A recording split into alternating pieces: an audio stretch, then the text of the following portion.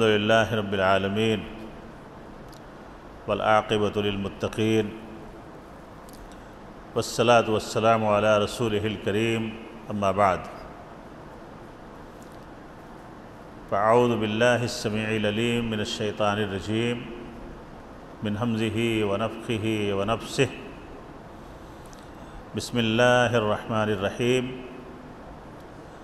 الف لام میم ذالک الکتاب لا ریب فیہ ہدی للمتقین رب اشرح لی صدری ویسر لی امری واحلل عقدۃ من لسانی یفقہوا قولی سبحانک لا علم لنا الا ما علمتنا انک انت العلیم الحکیم اللہم انی اسألک علما نافعا ورزقا طیبا وعملا متقبلا۔ بڑا سکون دکھ رہا ہے نہیں؟ ماشاءاللہ بس سکینت نازل ہوتی ہے دنیا کے جھمیلے سے، موبائل سے تھوڑی دیر فرصت مل گئی ہے، سامنے کی جگہ خالی ہے، سامنے کچھ لوگ بیٹھتے تب نہ بات کرتے۔ سکون ہے کہ نہیں؟ اللہ کے گھر میں کتنا سکون ہے، اور سب سے زیادہ سکون کس کے گھر میں رہتا ہے؟ بے چین ہے دنیا، پریشان ہے۔ سال بھر ایسے ہی ماحول رہتا تو لوگ کم بیمار پڑتے۔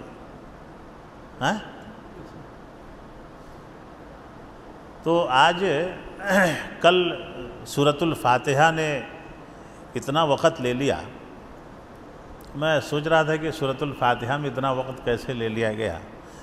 تو جانتے ہیں ایک بات یاد آ رہی تھی، مفسر قرآن عبدالقیوم بستوی رحمہ اللہ تعالیٰ کی، علماء جانتے ہیں انہیں، وہ قرآن پڑھتے تھے تو لگتا تھا کہ قرآن ابھی اتر رہا ہے، اور علماء کو سند بخاری دیا کرتے تھے، بہت بہترین مفسر قرآن۔ تو سورۃ الفاتحہ کے بارے میں وہ کہتے تھے کہ یہ پورے قرآن کا سوال ہے۔ کیا ہے؟ پورے قرآن کا، بولیے کیا سوال ہے اس میں؟ کون سا وہ سوال ہے اس میں جس کو ہم پورے قرآن کا سوال کہیں؟ اہدنا الصراط المستقیم۔ جب بندہ اللہ سے کہتا ہے کہ اللہ ہمیں سیدھے راستے کی ہدایت دے، تو اللہ کہتا ہے کہ اب آگے جو قرآن ہے اسے پڑھتا جا، ہدایت ملتی جائے گی انشاءاللہ۔ الف لام میم سے جو شروع ہے والناس کے سین تک، والناس کا سین کہاں ہے؟ من الجنت۔ دیکھیے نا، قرآن ختم بھی ہوا ہے تو شیطانی دو گروہ کو بیان کر کے، شیطان جو ہے وہ جنوں میں سے بھی ہوتے ہیں، اور قرآن نازل ہوا بھی انسان کے لیے۔ عنوان کیا ہے قرآن کا؟ علم حاصل کیجئے، کچھ بتائیے، عنوان کیا ہے قرآن کا؟ کسی کو نہیں معلوم؟ میں درس دیتا ہوں تو میری کوشش ہوتی ہے کہ کچھ باتیں آپ کے علم میں ڈالتا چلوں۔ اچھا، القرآن کا کوئی معنی بتائیں؟ قرآن عربی ہے نا، کئی جگہ میں نے سوال کیا ہے اور اکثر پوچھتے رہتا ہوں۔ جیسے ایپل کا مطلب سیب ہوتا ہے، آرنج کا مطلب آرنج نارنگی، گریپ کا مطلب، تو القرآن کا کیا مطلب ہے؟ کسی کو معلوم ہے تو ہاتھ اٹھا دے صرف کہ مجھے معلوم ہے۔ تقریباً 50-60 لوگ بیٹھے ہیں۔ اب بتائیے آپ لوگ کہ قرآن سے ہمارا شغف کتنا ہے؟ اگر کوئی کرسچن والا پوچھ دے کہ تمہارے قرآن کا کیا مطلب،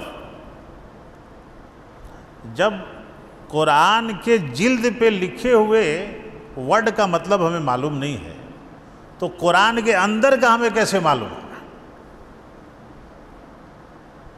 پڑھے لکھے بچے بھی بیٹھے ہیں اس میں، تو قرآن کا مطلب بار بار جس کتاب کو پڑھی جائے. اب نہیں بھولیں گے نا انشاءاللہ. تو اہدنا الصراط المستقیم، اس کا جواب پورا قرآن ہے. آج پہلے پارے سے اور دوسرے پارے سے بڑی جامع آیات پڑھی گئی ہیں.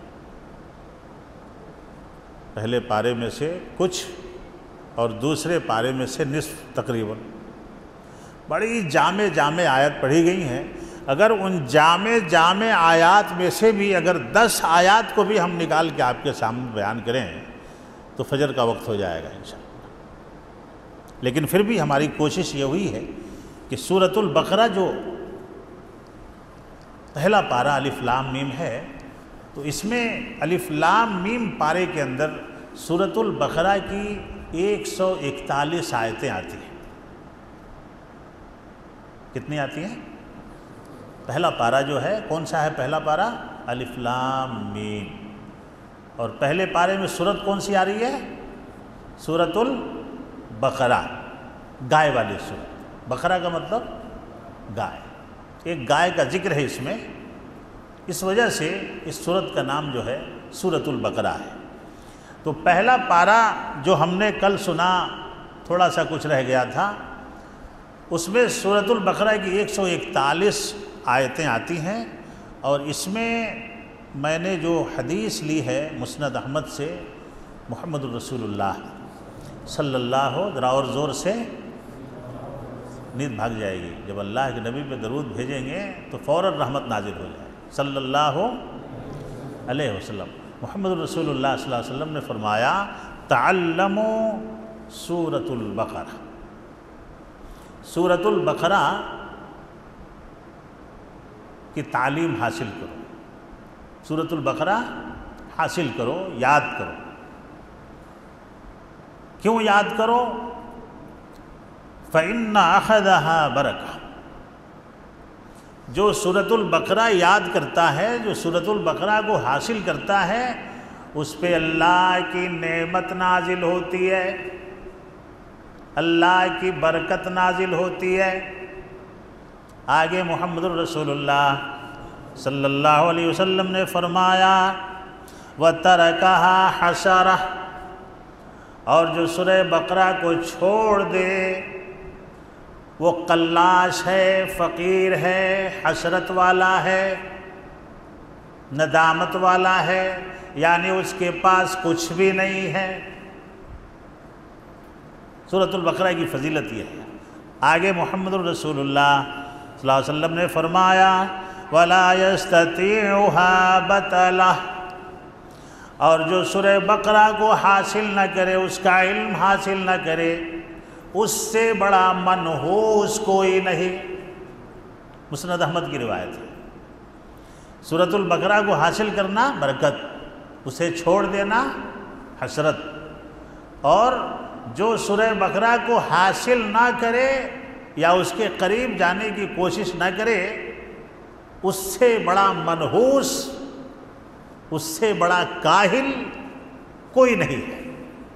جانتے ہیں سورۃ البقرہ کے بارے میں آتا ہے کہ شیطان کو اس سورت سے بڑی تکلیف ہے. شیطان اس سورت سے شیطان بہت چڑھتا ہے. اور اسی لیے محمد الرسول اللہ صلی اللہ علیہ وسلم نے فرمایا لا تجعلوا بیوتکم مقابر. اپنے گھروں کو قبرستان نہ بناؤ. تھوڑی دیر موبائل رکھ دیں، جو لوگ بھی موبائل چلا رہے ہیں تھوڑی دیر رکھ دیں، باتوں کو دھیان سے سنیں، علم حاصل ہوگا انشاءاللہ. لا تجعلوا بیوتکم مقابر. اپنے گھروں کو قبرستان نہ بناؤ. یہ پہلا حصہ ہے. اس کے بعد محمد الرسول اللہ صلی اللہ علیہ وسلم نے فرمایا ان الشیطان ینفر من البیت الذی تقرأ فیہ سورۃ البقرہ. یہ روایت صحیح مسلم کی ہے. جس گھر میں سورۃ البقرہ کی تلاوت ہوتی ہے، اللہ ہمارے گھروں میں سورۃ البقرہ کی تلاوت کی توفیق عطا فرمائے. جو آدمی اپنے گھر میں سورۃ البقرہ کی تلاوت کرے گا اس کے گھر سے شیطان ہمیشہ کے لیے بھاگ جائے، ہمیشہ کے لیے۔ شیطان کو اس سورت سے بڑی نفرت ہے، جل بھن کے راکھ اور کوئلہ ہو جاتا ہے۔ جانتے ہیں اس سورت میں اللہ رب العالمین نے شیطان کا کچا چٹھا کھولا ہے۔ کیا ہے؟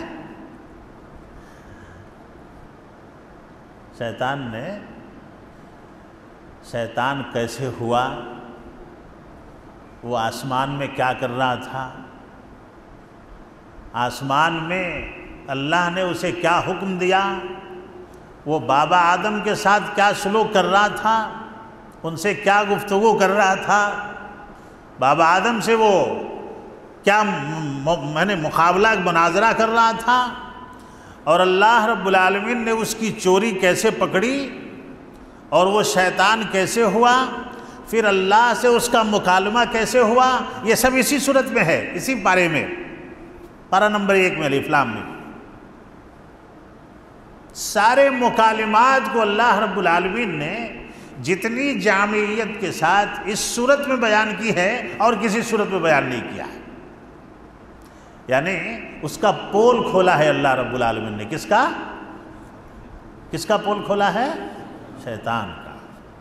یہ شیطان پہلے کیا تھا اور یہ شیطان کیسے ہوا، اور شیطان ہونے کے بعد یہ کیا کیا کرنے والا ہے، اور اس اپنے نائب انسان کو اللہ رب العالمین نے صاف طور سے کہہ دیا کہ یہ تمہارا دشمن ہے، تمہارے آگے سے، پیچھے سے، اوپر سے، نیچے سے، دائیں سے، بائیں سے، ہر طرف سے حملہ کرنے کی کوشش کرے گا، تم کو مسجدوں سے دور لے جائے گا، تم سے شرک کرائے گا، گناہ کے بڑے بڑے کام کرائے گا تاکہ تمہیں اپنا ساتھی بنا سکے۔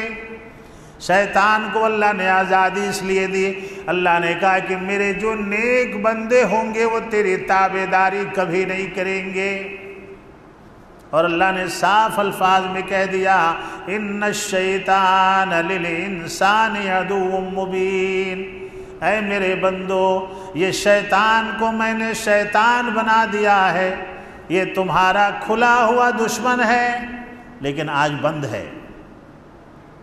اللہ ہمیں ٹریننگ دے رہا ہے۔ کیا دے رہا ہے؟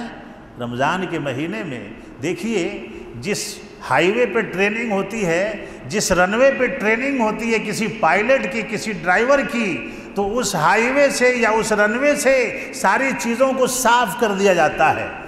کر دیا جاتا ہے۔ جس روڈ پہ سائیکلنگ ہو، ریسنگ ہو، اس روڈ پہ جھنڈے گاڑ دیے جاتے ہیں کہ یہاں ریس کی ٹریننگ ہو رہی ہے، یہاں کوئی بیچ میں نہ آئے۔ اللہ رب العالمین نے کہا کہ میں نے رمضان کو تمہارے لیے بالکل فری کر دیا ہے، شیطان کو قید کر دیا ہے، بند کر دیا ہے میرے بندو، اور تم اس رمضان میں اتنے اچھے ٹرینڈ ہو جاؤ کہ تمہارے اندر رمضان کے بعد صفت ملکوتی پیدا ہو جائے، صفات شیطانی تمہارے اندر سے دور ہو جائے اور تمہارے اندر صفت ملکوتی پیدا ہو جائے۔ اللہ نے کہا الف لام میم، یہ حروف مقطعات ہے،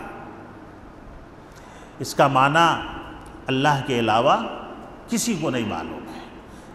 خود محمد الرسول اللہ صلی اللہ علیہ وسلم نے فرمایا اللہ اعلم بمرادہ، اس کا مطلب صرف اللہ ہی جانتا ہے۔ کچھ مشرکین نے اس کے مطالب بھی بیان کیے کہ یہ محمد الرسول اللہ صلی اللہ علیہ وسلم کی شان میں اللہ نے بیان کیا، یہ الزام ہے اللہ کے نبی محمد الرسول اللہ صلی اللہ علیہ وسلم پہ۔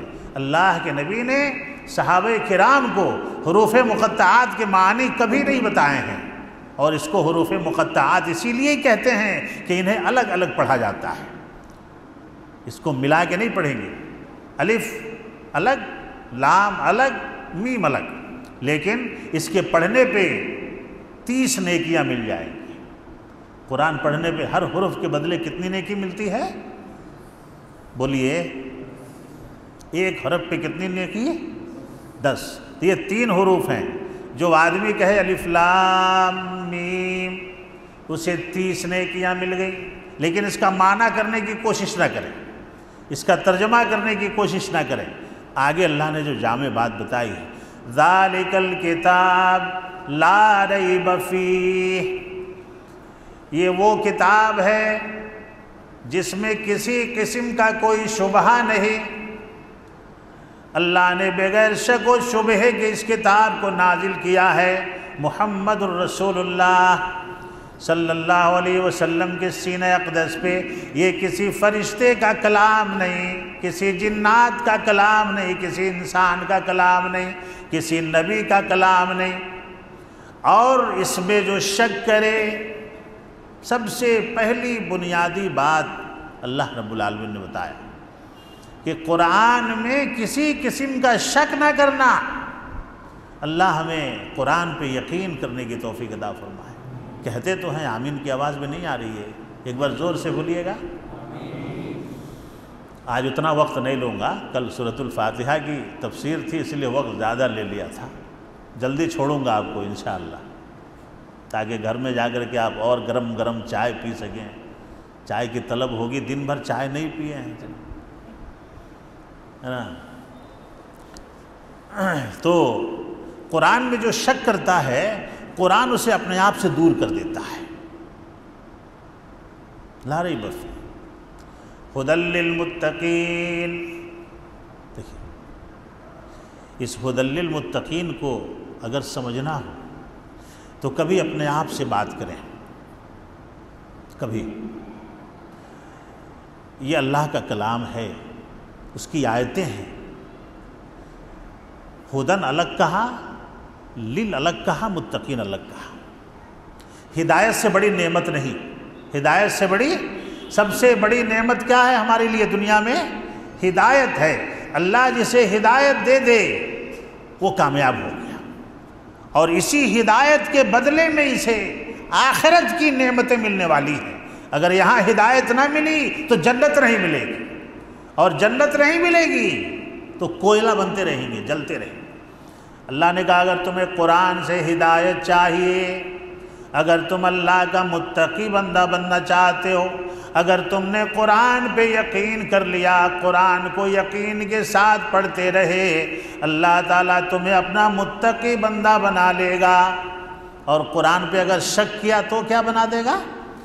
شیطان نے شک کیا اللہ کی بات پہ، اللہ نے اسے شیطان بنا دیا.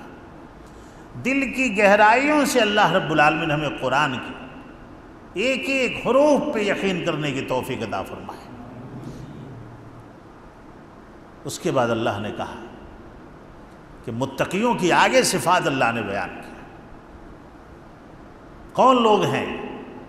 قرآن پہ یقین کرنے والوں کی نشانی بتائی اللہ نے. قرآن پہ یقین کرنے والوں کی نشانی بتائی ہے اللہ نے، چھوڑ نہیں دیا.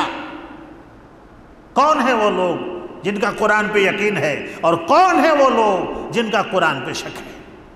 صاحب بتا دیں اگلی آیت میں. اور اس کو گانٹھ باندھ لیجئے، گانٹھ باندھ لیجئے کہ جو آدمی اللہ پہ ایمان نہیں رکھتا، نماز قائم نہیں کرتا، یوم آخرت پہ یقین نہیں رکھتا، وہ قرآن پہ شک کرتا ہے. قرآن پہ شک کرتا ہے. یہی وہ آخرت ہے جو 5 آیتوں میں اللہ رب العالمین نے الذین یؤمنون بالغیب ویقیمون الصلاۃ. کون ہے متقی؟ کون ہے وہ جو قرآن پہ یقین رکھتا ہے؟ کون ہے وہ جو قرآن میں شک نہیں کرتا؟ اس کے صفات کو اللہ نے بیان کیا ہے. الذین یؤمنون بالغیب، اللہ پہ ایسے ایمان رکھتے ہیں گویا کہ انہوں نے اپنے مولا کو دیکھ لیا ہے. دیکھ لیا ہے. احسان کے تعلق سے محمد الرسول اللہ صلی اللہ علیہ وسلم کے پاس صحیحین کی روایت ہے، جبرائیل آئے. حدیث جبرائیل سے مشہور ہے، مختلف سوالات کیا، مل ایمان، مل اسلام. اس کے بعد اللہ کے نبی سے پوچھا مل احسان یا رسول اللہ. اخبرنی عن الاحسان، احسان کے بارے میں بتائیے۔ محمد الرسول اللہ صلی اللہ علیہ وسلم نے فرمایا ان تعبد اللہ کانک تراہ فإن لم تکن تراہ فإنہ یراک، تو اللہ کی عبادت ایسے کر جیسے کہ تیرے سامنے تیرا اللہ کھڑا ہے اور تو اپنے آنکھوں سے اپنے رب کو دیکھ رہا ہے۔ فَإِن لَمْ تَكُنْ تَرَاهُ، اگر تو اللہ کو نہیں دیکھ رہا ہے فَإِنَّهُ يَرَاكَ، وہ اللہ تجھے دیکھ رہا ہے، اس کی نگاہوں سے تو اوجھل نہیں ہے۔ جب تاریکی میں موبائل چلائیں تو ہم جتنی نزدیک سے موبائل کو نہیں دیکھ رہے ہیں اتنی اچھے طریقے سے ہمارا رب ہمیں دیکھ رہا ہے۔ ایمان رکھیں گے انشاءاللہ۔ کوئی بھی کام، بڑے بڑے گناہ کہاں ہوتے ہیں؟ بڑے بڑے گناہ کہاں ہوتے ہیں بتائیے؟ اندھیرے میں، اجالے میں، تنہائی میں، جماعت میں کہاں ہوتے ہیں؟ جب انسان تنہائی میں ہوتا ہے تو شیطان اس سے بڑے بڑے گناہ کراتا ہے، بڑے بڑے۔ اور یہ وجہ ہے کہ ابن ماجہ کی وہ جو حدیث ہے جس کے بارے میں محمد الرسول اللہ صلی اللہ علیہ وسلم نے فرمایا کہ نیکیوں کا پہاڑ لے کر کے اللہ کے دربار میں حاضر ہوں گے، لیکن اللہ رب العالمین ان کے نیکیوں کے پہاڑ کو بالوں کے ذرے کی طرح اڑا دے گا، بالوں کے ذرے کی طرح اڑا دے گا۔ عن ثوبان رضی اللہ عنہ قال لعالمن اقوام، قال رسول اللہ صلی اللہ علیہ وسلم لعالمن اقواما من امتی یاتون یوم القیامت بحسنات امثال جبال تیامت بید، لمبی حدیث ہے۔ آخری سرا یہ ہے وَلَكِنَّهُمْ أَقْوَامٌ إِذَا خَلَوْا بِمَحَارِمِ اللَّهِ انْتَهَكُوهَا، وہ لوگ رات کی نمازیں پڑھے ہوں گے، سب کچھ کیے ہوں گے، تہجد پڑھے ہوں گے، لیکن تنہائی میں وہ اللہ کے حرام کردہ کو حلال کر لیے ہوں گے، اور اسی لیے قیامت کے میدان میں ان کی بہت بڑی نیکیوں کو اللہ ضائع کر دے گا۔ تو یہ بات اللہ نے بتائی کہ جو آدمی اللہ پہ ایمان رکھتا ہے، نماز قائم کرتا ہے، وَيُقِيمُونَ الصَّلَاةَ وَمِمَّا رَزَقْنَاهُمْ يُنْفِقُونَ وَالَّذِينَ يُؤْمِنُونَ بِمَا أُنزِلَ إِلَيْكَ وَمَا أُنزِلَ مِن قَبْلِكَ وَبِالْآخِرَةِ هُمْ يُوقِنُونَ، اور جو اللہ پہ ایمان رکھتا ہے اس کا یقین ہے کہ آخرت آنے والی ہے، ہمارا حساب و کتاب ہونے والا ہے، اور یہ آخرت کا ہی وہ عقیدہ ہے جس نے مشرکین مکہ کو گمراہ کر دیا تھا، آزاد ہو گئے۔ جب انسان آخرت کے عقیدے سے آزاد ہوتا ہے تو وہ ہر جگہ شک کرنے لگتا ہے۔ اللہ ہمیں اللہ کے سامنے حاضر ہونے پہ، قیامت کے واقع ہونے پہ، ہمارے اعمال کے حساب دینے پہ مکمل ایمان رکھنے کی توفیق عطا فرمائے۔ اگر یہ معاملہ حل ہو گیا تو سمجھو کہ ہم متقیوں کی لسٹ میں داخل ہیں۔ آگے بات بتاتے ہیں۔ اگلی بات آیت نمبر 25، آیت نمبر 23۔ قرآن کے اوپر یقین اگر کرنا ہے تو اس آیت کو آپ سن لیں انشاءاللہ۔ جب سے قرآن نازل ہوا اقرأ بسم ربک الذی سے لے کر کے آخری آیت جو محمد الرسول اللہ صلی اللہ علیہ وسلم پہ نازل ہوئی میدان عرفات میں حجۃ الوداع کے موقع سے، کون سی آیت ہے بتائیں؟ اللہ تمہارے علم میں برکت عطا فرمائے۔ کون سی ہے؟ تکمیل شریعت، تکمیل دین کی وہ آیت، الیوم اکملت لکم دینکم واتممت علیکم نعمتی، اس آیت تک، وہاں تک اور قیامت قائم ہونے تک اس قرآن کی ایک آیت کی طرح کوئی مائی کا لال بنا کر پیش نہیں کر سکتا ہے۔ یہ ہے، جب یہ باتیں ہمارے سامنے آتی ہیں تو ہمارا عقیدہ پہاڑ کی طرح مضبوط ہو جاتا ہے۔ لوگوں نے قرآن میں شک کیا، کہا کہ محمد کہیں جا کر کے پہاڑ میں بیٹھ کر کے کچھ بنا کے لا کر کے لوگوں کو پیش کرتا ہے، کوئی جن لا کر کے اسے کچھ بتاتا ہے، سکھاتا ہے۔ استغفر اللہ، استغفر اللہ۔ اللہ نے کہا وَإِن كُنتُمْ فِي رَيْبٍ مِّمَّا نَزَّلْنَا عَلَىٰ عَبْدِنَا فَأْتُوا بِسُورَةٍ مِّن مِّثْلِهِ، سوال کیا ہے، اگر تمہیں اس قرآن پہ شک ہے، اگر تمہیں شک ہے دنیا کے لوگوں، مراد تو کفار مشرکین مکہ ہیں، لیکن یہ چیلنج صبح قیامت تک کے لیے اللہ نے کر دیا۔ کہاں تک کے لیے کیا؟ یہ مخاطبین تو اس وقت وہ تھے، لیکن بالخصوص اور بالعموم صبح قیامت تک جو آخری بچہ پیدا ہوگا ان تمام کے لیے یہ چیلنج ہے۔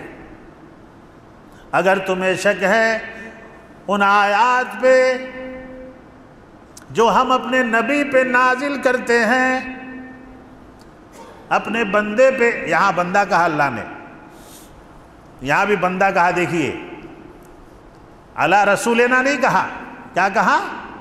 ان لوگوں کی تردید ہوتی ہے جو اللہ کے نبی کو بشر نہیں مانتے، عبد نہیں مانتے، اس قرآن کی آیت سے ان کی بھی تردید ہو گئی کہ اللہ رب العالمین نے آسمان و زمین کے درمیان جو سب سے بڑا چیلنج کیا مشرکین کے لیے، کافرین کے لیے، ملحدین کے لیے، منکرین قرآن کے لیے، ان کے لیے چیلنج کر دیا کہ میں اپنے بندے پر جو نازل کرتا ہوں، سبحان اللہ، یعنی محمد الرسول اللہ صلی اللہ علیہ وسلم کو اللہ بندہ کہنا جتنا پسند کرتا تھا اتنا اور کچھ کہنا پسند نہیں کرتا تھا۔ میرے نبی فرشتوں میں نہیں تھے، جنوں میں نہیں تھے، کیا تھے ہمارے نبی؟ اولاد آدم سے تھے، اولاد ابراہیم سے تھے، اولاد اسماعیل سے تھے۔ آپ پیدا ہوئے، آپ نے دودھ پیا، آپ کھیلے کودے، اسی لیے جتنا پسند اللہ عبد کہنے میں پسند کرتا ہے محمد الرسول اللہ، اور اس آیت میں یہ دلیل پیش کی، اعلیٰ عبدنا، ہم اپنے بندے پہ جو نازل کرتے ہیں، اگر تمہیں اس میں کوئی شک ہے فَأْتُوا بِسُورَةٍ مِّن مِّثْلِهِ، قرآن جیسی ایک صورت بنا کر کے لا کے پیش کرو، اور پھر جواب بھی دیا ہے۔ دیکھیے اگر کہا جائے کہ یہ کام تم کر کے دکھاؤ لیکن تم نہیں کر سکتے، یہ میرا چیلنج ہے، تو بات پکی ہو گئی کہ وہ نہیں کر سکتا۔ اس جملے میں کافی صداقت ہے۔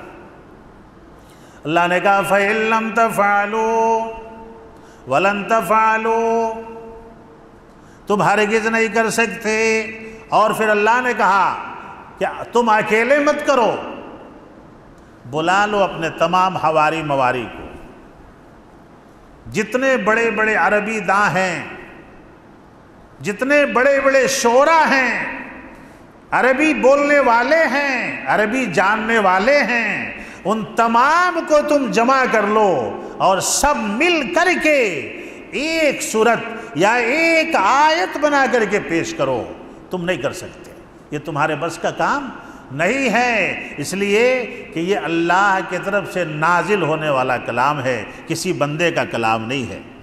اللہ رب العالمین اس چیلنج کو مد نظر رکھتے ہوئے، اور قرآن پڑھیے تو آپ کو اندازہ لگ جائے گا۔ کل میں نے ایک مثال بتائی تھی نا کہ جب عام طور سے عربی کچھ لکھتے ہیں تو وہ الگ ہوتا ہے، لیکن قرآن کی عربی الگ ہوتی ہے۔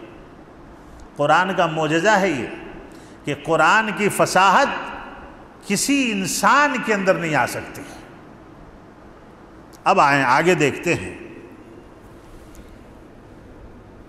مختصر کرتے جا رہا ہوں، وقت ہو رہا ہے، کہ ایک آخری بات جو میں 2-3 آیتیں چھوڑ رہا ہوں اس میں وقت کی نزاکت کی وجہ سے، کہ وہ آیت جو محمد الرسول اللہ صلی اللہ علیہ وسلم کے لیے حضرت ابراہیم نے دعا فرمائی کعبے کی تعمیر کرتے کرتے۔ کعبے کی تعمیر سب سے پہلے کس نے کی؟ حضرت ابراہیم اور اسماعیل نے، اور وہاں پہ دیوار کو بلند کرتے کرتے حضرت ابراہیم علیہ السلام نے جو دعائیں کی، میں وہ آیت چھوڑ رہا ہوں، وَإِذِ ابْتَلَىٰ إِبْرَاهِيمَ رَبَّهُ، اس لیے کہ اگر اس میں جاؤں گا تو بہت زیادہ وقت لگ جائے گا۔ اگلی آیت پہ آ رہا ہوں میں۔ حضرت محمد رسول اللہ صلی اللہ علیہ وسلم نے فرمایا کہ میں اپنے باپ ابراہیم کی دعا ہوں۔ کیا ہوں؟ بولیے، کس کی دعا ہے؟ کس نے دعا کیا تھا؟ دیکھیے، حضرت ابراہیم کے بعد جتنے بھی نبی آئے، اس مسئلہ کو بھی جان لیجئے، حضرت ابراہیم علیہ السلام کے بعد جتنے بھی انبیاء آئے سب آپ ہی کے گھرانے سے آئے، یا تو اسحاق کے طرف سے یا اسماعیل کے طرف سے۔ یہ ایک سوال ہے۔ حضرت اسحاق کے طرف سے یعقوب آئے، یوسف آئے، ہے نا؟ اس کے بعد موسیٰ، عیسیٰ، یہ جو لوگ ہیں یہ اولاد ابراہیم سے ہی ہیں، لیکن اسحاق سے ہیں۔ اسحاق کس سے پیدا ہوئے؟ حضرت اسحاق علیہ السلام کس بیوی سے پیدا ہوئے؟ حضرت ابراہیم، ہاجرہ، سارہ؟ ہاں، کوئی تو بول دیجئے ایک آدمی، ہاجرہ سے یا سارہ سے؟ دیکھیے کتنا علم کمزور ہے ہمارا۔ اگر مناظرہ کوئی عیسائی، کوئی کرسچن، کوئی ہندو ہم سے کرے قرآن کے بارے میں تو ہم وہیں ہاتھ اٹھا دیں گے کہ ہم کو کچھ نہیں معلوم ہے۔ کیوں؟ اور اتنا کمزور علم ہونے کے بعد بھی ہم دروس میں نہیں بیٹھتے ہیں۔ یہ ایک کلاس کی طرح ہے، یہاں پہ بہت ساری باتوں کا علم ہوتا ہے۔ حضرت ہاجرہ کو، حضرت اسماعیل کو اللہ رب العالمین نے صحرا میں چھوڑ دیا تھا۔ کسے؟ جو قربان ہونے گئے تھے وہ کس کے اولاد تھے؟ کس کے بطن سے پیدا ہوئے تھے؟ حضرت ہاجرہ علیہ السلام۔ اور اسحاق کس سے پیدا ہوئے؟ اسماعیل کے بعد اسحاق پیدا ہوئے۔ تو حضرت عیسیٰ علیہ السلام، یہی تو دشمنی ہے یہودیوں کی کہ محمد الرسول اللہ کو ہمارے جد امجد اسحاق سے کیوں نہیں بھیجا گیا اور اسماعیل سے کیوں بھیجا گیا؟ یہی مین دشمنی ہے ان کی۔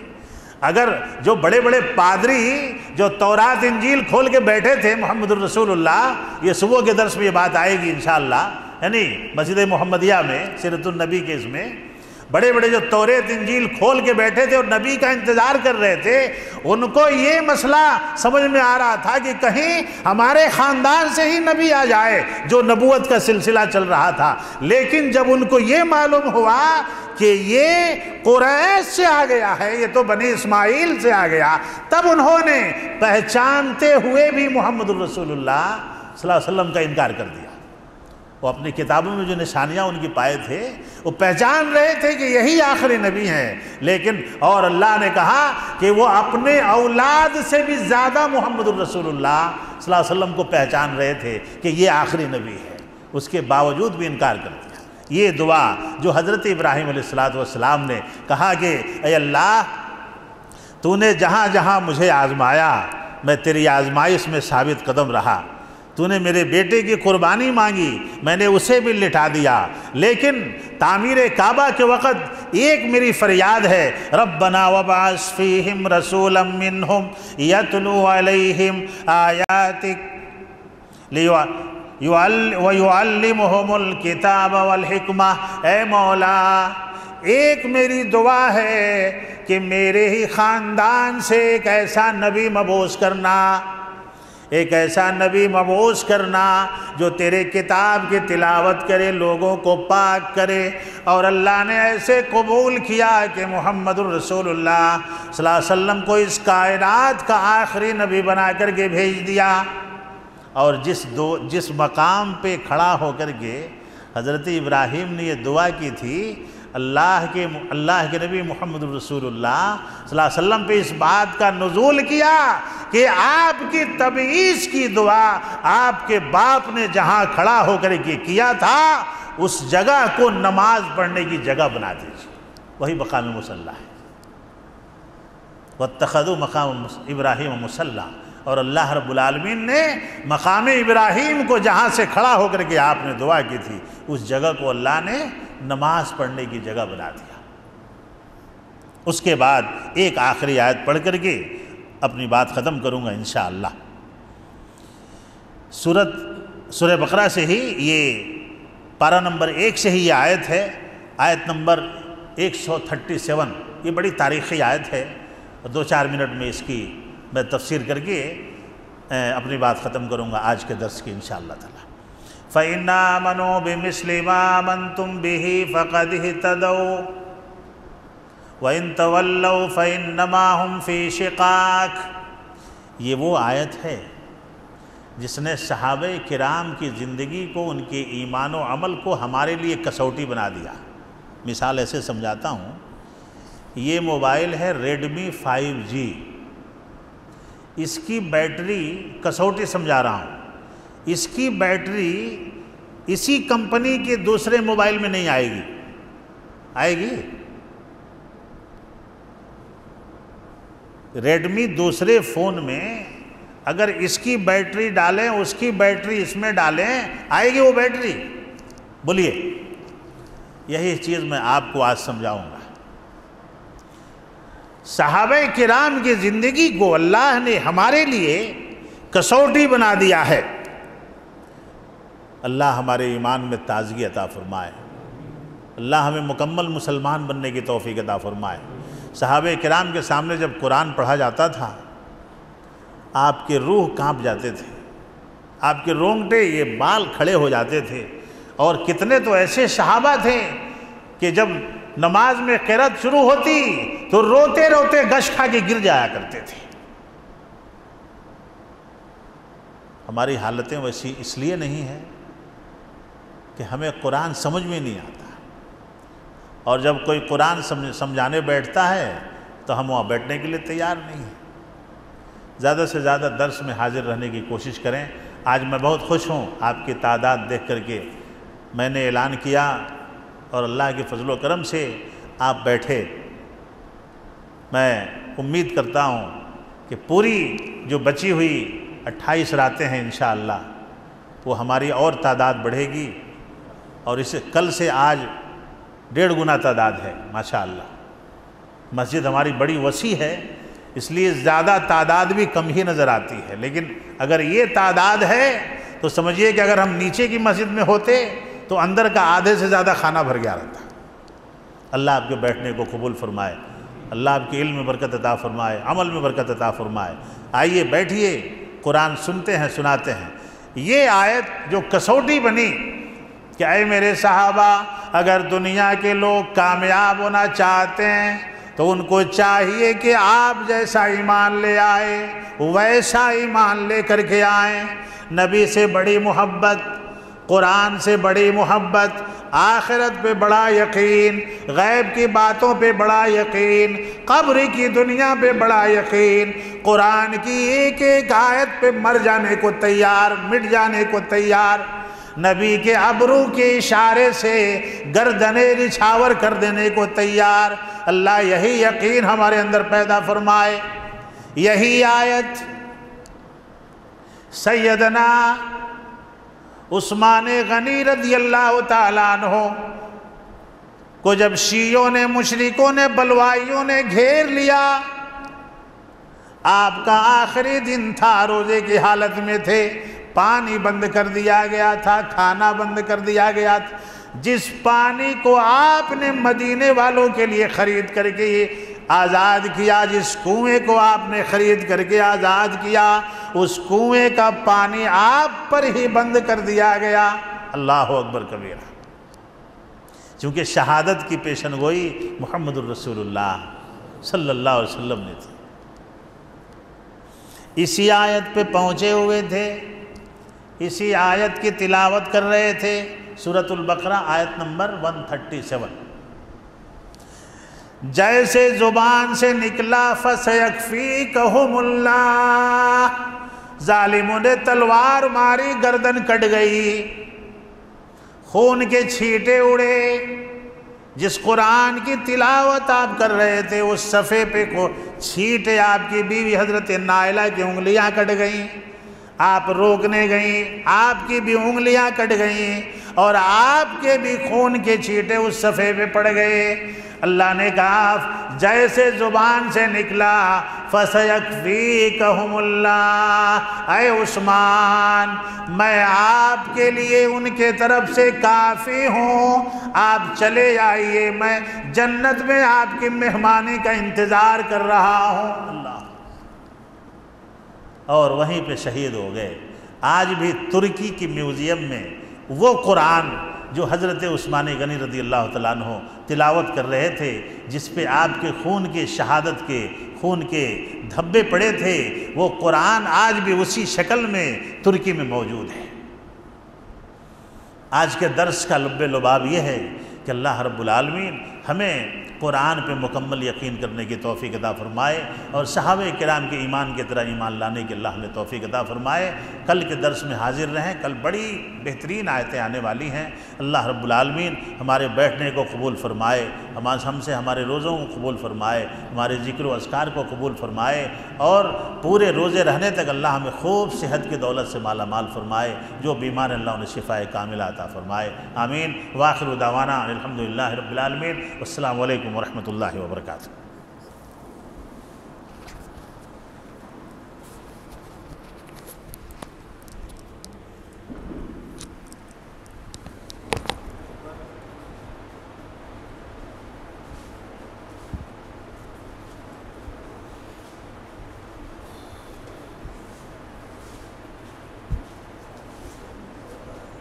کئی مہینوں کے بعد آج نظر آیا آپ، مجھے ذرا کیا